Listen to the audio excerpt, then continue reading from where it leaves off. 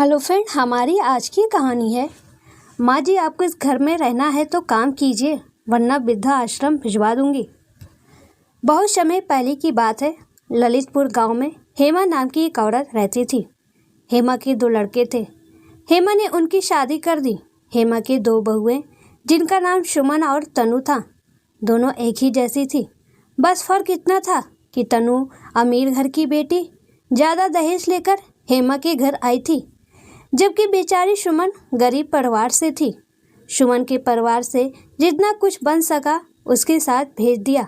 यही कारण था कि हेमा दोनों बहुओं में अंतर करती थी। एक दिन सुबह सुबह, अरे ओ महारानी, अभी तक चाय क्यों नहीं आई, कहते हुए हेमा सुमन को आवाज़ लगाई। आज तो 9 बजा डाली, अनु बोलती है। बस आई माँ जी, सुमन चाय लेकर आती है। तनु नेल पेंट लगा रही होती है।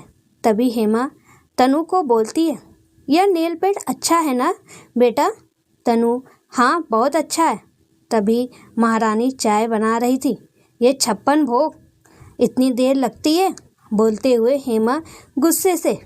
अरे वो चीनी खत्म हो गई थी तो गुड़ पीसकर चाय बनाई तो समय लग गया, बोलकर सुमन रुक जाती है। हेमा सुमन को बिल्कुल पसंद नहीं करती थी। हालांकि बात यह है कि हेमा ने खुद अपने बेटे रमेश के लिए सुमन को खुद पसंद किया था, लेकिन कुछ समय बाद काफ़ी बदलाव आ जाता है। समय के चलते हेमा का घर बड़ा होता चला गया और उसकी सोच छोटी। हेमा खुद तो काफ़ी मॉडल हो गई, लेकिन सुमन का सादा एवं सुंदर व्यवहार हेमा को खलने लगा। वहीं दूसरे बेटे राकेश की बहू तनु उसे बहुत पसंद थी। राकेश तनु को लव मैरिज करके लाया था, जिसके चलते तनु बहुत अमीर परिवार से होने के कारण बहुत सारा दहेज लेकर आई थी। दिन भर सुमन झाड़ू पोछा बर्तन करती थी और इधर तनु अपनी सास से कौन सी नेल पेंट अच्छी है करके दिन निकाल देती। सीधे सीधे कहा जाए तो पूरा घर सुमन ने ही संभाल रखा था। ऐसे ही एक दिन हेमा ने अपने घर किटी पार्टी रखी तो उसके घर उसकी सब फ्रेंड आई। सुमन ने उनके लिए बहुत अच्छे अच्छे पकवान बनाए। अरे वाह, क्या खाना है, उंगलियां ही खा जाऊं, क्या बढ़िया खाना है।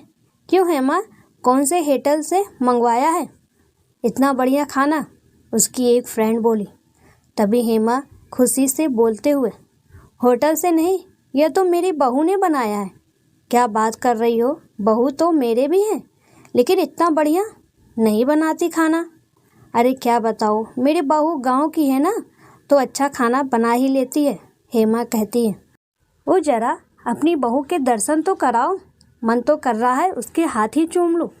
तभी हेमा आवाज़ लगाते हुए, सुमन बेटा, सुमन जरा इधर आओ।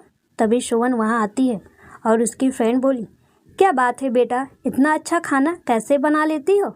मैंने तो साल भर से इतना अच्छा खाना नहीं खाया था।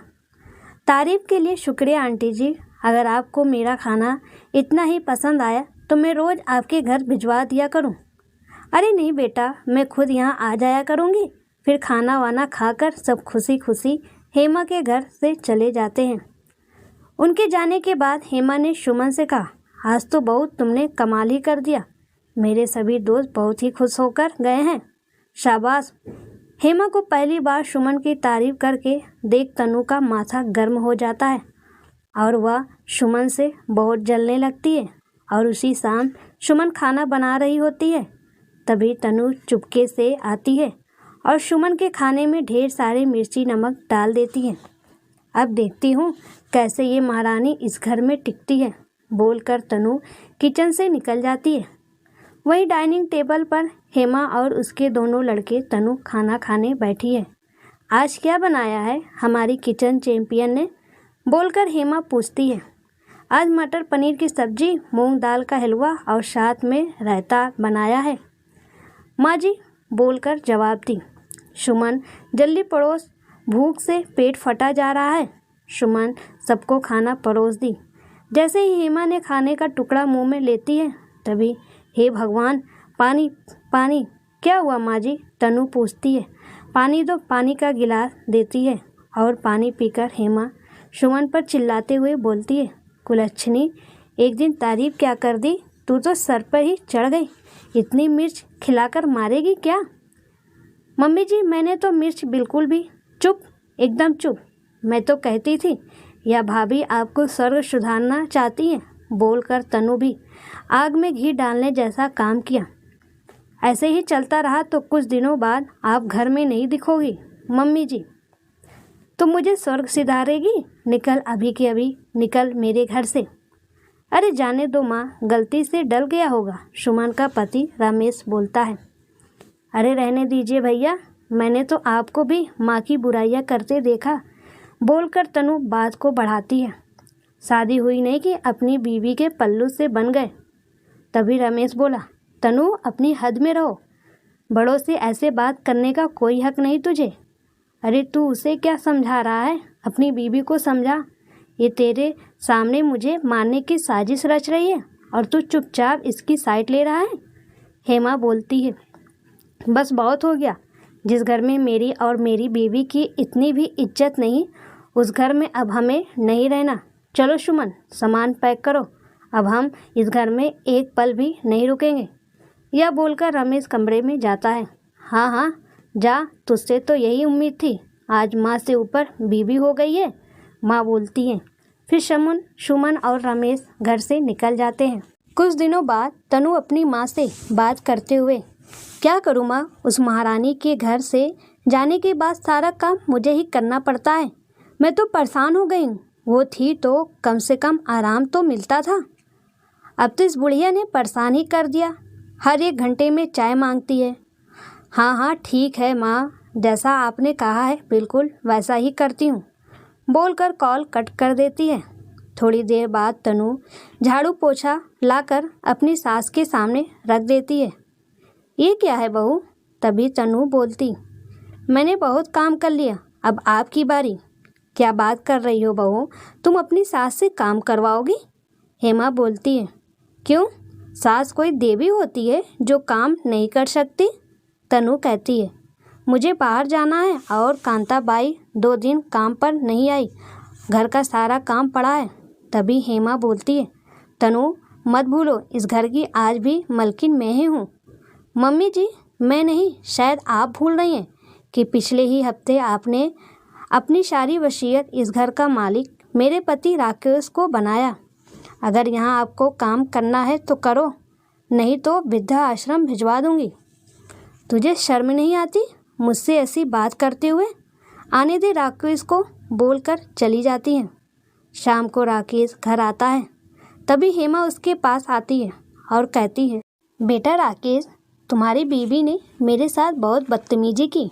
क्या कहा उसने? राकेश पूछता है। यह मेरा घर है और यहाँ रहना है तो काम करो, नहीं तो वृद्धा आश्रम भिजवा दूँगी। तो इसमें गलत क्या कहा माँ? राकेश बोलता है। और क्यों नहीं कहेगी माँ, याद है ना, आपने भी तो मुझे प्रॉपर्टी के पेपर देते हुए कुछ ऐसे ही कहा था कि ये मेरा घर है और मेरे पास ही रहेगा। अरे वो तो सिर्फ तनु थी जिसने मुझ पर भरोसा किया और उसी भरोसे के बदौलत तनु ने प्रॉपर्टी पर मेरा नाम लिखवा लिया, वरना आप खुद की मर्जी से मुझे यह प्रॉपर्टी देती? आप? माँ, ये आपका और तनु का मामला है, आप दोनों आपस में निपटा लो। तभी हेमा बोलती है, बेटा राकेश, तुम क्या बोल रहे हो? मुझे तुमसे ऐसी उम्मीद नहीं थी, तुम अपनी माँ को घर से निकालने की बात कर रहे हो। तभी राकेश बोलता है, मैंने ऐसा नहीं कहा माँ, बस जैसा तनु को ठीक लगे वही होगा, बोलकर राकेश वहाँ से चला जाता है। बस यहीं तक का था जब हेमा शान शौकत से रही, उसके बाद तो रोजाना पोछा झाड़ू बर्तन कपड़े करने में ही दिन निकल जाता। ऐसे ही कुछ दिन बाद तनु के कुछ दोस्त हेमा के घर आए। तभी तनु, मम्मी जी चाय बना दो, मेरे दोस्त आए हैं।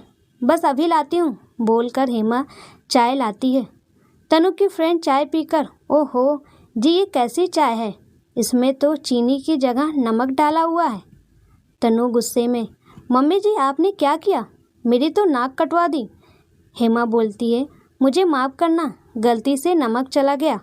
यह आपने जानबूझकर किया क्योंकि यही चाहती हैं मेरी दोस्त के सामने मेरी इंसल्ट हो। आपको एक काम भी नहीं आता ठीक से, अब बूढ़ी हो चुकी हैं और जैसा कि आप जानती हैं मैंने कहा था मेरे घर में अगर काम नहीं होगा तो कोई मतलब नहीं। आज ही राकेश से बात करके आपको भिजवाती हूँ वृद्धा आश्रम। हेमा रोते हुए, नहीं नहीं, ऐसा मत करो बेटा, मैं बुढ़ापे में कहाँ जाऊँगी। मुझे नहीं पता, कहाँ भी जाओ, मुझे उससे कोई मतलब नहीं, बोलकर तनु वहाँ से चली जाती। हे भगवान, मैंने पिछले जन्म में क्या पाप किया कि जो मुझे ऐसी बहू मिली, बोलकर हेमा रोती है। मैंने हमेशा सुमन को कोसा और उस देवी को घर से निकाल दिया और आज मेरे साथ वही हो रहा है। तभी तनु आ जाती है और बोलती है, अच्छा जी, वो देवी और मैं चुड़ैल, अगर उसकी इतनी याद आ रही है तो जाइए ना, उसी के पास चले जाइए, यहाँ क्यों खड़ी हैं। तनु बहुत गुस्सा हो जाती है और हेमा को धक्के मारकर घर से बाहर निकाल देती है। बेचारी हेमा बुढ़ापे में रोते रोते दर दर भटकती है। भटकते भटकते वह बाजार में पहुंचती है। बाजार के सामने एक दुकान के बाहर बैठकर वह अपनी पीड़ा को थोड़ा कम करने की कोशिश करती है। तभी हेमा को पीछे से एक आवाज़ आती है, माँ, आप यहाँ क्या कर रही हो। तभी हेमा देखती तो उसकी बड़ी बहू सुमन सामने खड़ी होती है। सुमन बोलती है, क्या हुआ माँ, क्यों रो रही हो, सब ठीक तो है ना। तभी हेमा, सुमन बेटी, मुझे माफ़ कर दो, मैं तेरी दोषी हूँ। अरे माँ, आप क्यों मुझसे माफ़ी मांगती हो, आप मुझसे बड़ी हो। सुमन बोलती, बस अब रोना बंद करें और मुझे बताएं क्या हुआ। तभी हेमा तनु की सारी बात बता देती है कि कैसे तनु ने उसकी ज़िंदगी नर्क बना दी और धक्के मारकर बाहर निकाल दिया। सुमन बोलती है, आप चिंता मत करो, अभी आपकी दूसरी बेटी जिंदा है, चलो आप मेरे घर चलो, बोलकर सुमन अपने साथ अपने घर ले जाती है। और रमेश अपनी माँ को देखकर बहुत खुश होता है। हेमा रमेश से भी अपने किए की माफ़ी मांगती है और हेमा को अब समझ आ जाता है कि हर चमकती चीज़ सोना नहीं होती। फिर तीनों माँ बेटे और बहू खुशी खुशी साथ में रहने लगते हैं। सच में दोस्तों, कभी कभी ये सास भी ना बहुओं को बहुत गलत समझ लेती हैं और बहू भी सास को। काश दोनों में सामंजस्य बैठ जाता तो दुनिया में ना कोई माँ रोती और ना ही कोई बेटी।